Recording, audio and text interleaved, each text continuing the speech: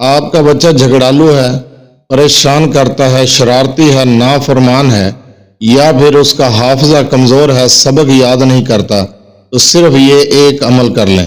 بسم اللہ الرحمن الرحیم۔ السلام علیکم ورحمۃ اللہ وبرکاتہ۔ لا تعداد درود السلام نبی کریم صلی اللہ علیہ وسلم پر اور آپ صلی اللہ علیہ وسلم کی آل پر۔ خواتین و حضرات، ہمارا آج کا عمل، ہمارا آج کا وظیفہ ضدی اور جھگڑالو بچوں کے بارے میں ہے، یا پھر وہ بچے جو پڑھائی میں دل نہیں لگاتے، جن کو سبق یاد نہیں ہوتا، پڑھائی میں کمزور ہیں، یا پھر ان کا حافظہ کمزور ہے، تو یہ عمل کریں، انشاءاللہ تعالی حافظہ بھی ٹھیک ہوگا، بچے پڑھائی میں دل بھی لگائیں گے۔ اگر شرارتی ہیں، نافرمان ہیں، تو انشاءاللہ تعالی راہ راست پر آ جائیں گے۔ وظیفے کی طرف جانے سے پہلے آپ سے چھوٹی سی گزارش، چینل کو سبسکرائب، ویڈیو کو لائک اور شیئر کر دیا کریں۔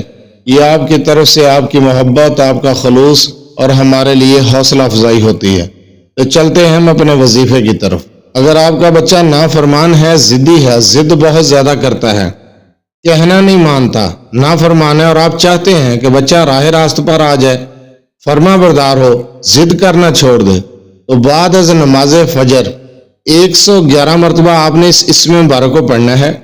اس اسم مبارک کو پڑھتے وقت بچے کی پیشانی کے بال اپنے داہنے ہاتھ سے پکڑ کر رکھیں اور اپنا منہ آسمان کی طرف کر رکھیں، اور آپ نے اس اسم مبارک کو 111 مرتبہ پڑھ کر بچے پر دم کر دینا ہے۔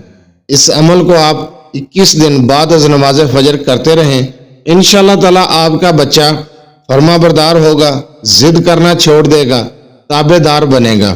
اسم مبارک ہے یا شہید۔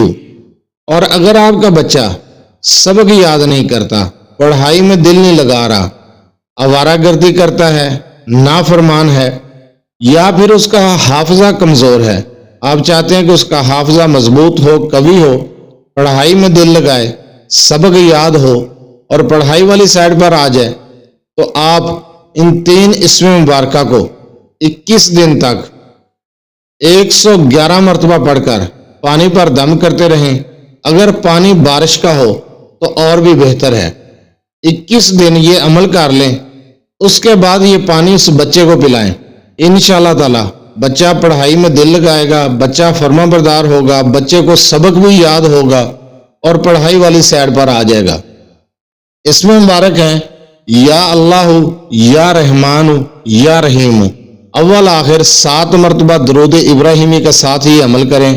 یہ عمل آپ بعد از نماز عصر بھی کر سکتے ہیں، بعد از نماز عشاء بھی کر سکتے ہیں، زوال کے ٹائم کے علاوہ یہ عمل کسی بھی وقت کر سکتے ہیں۔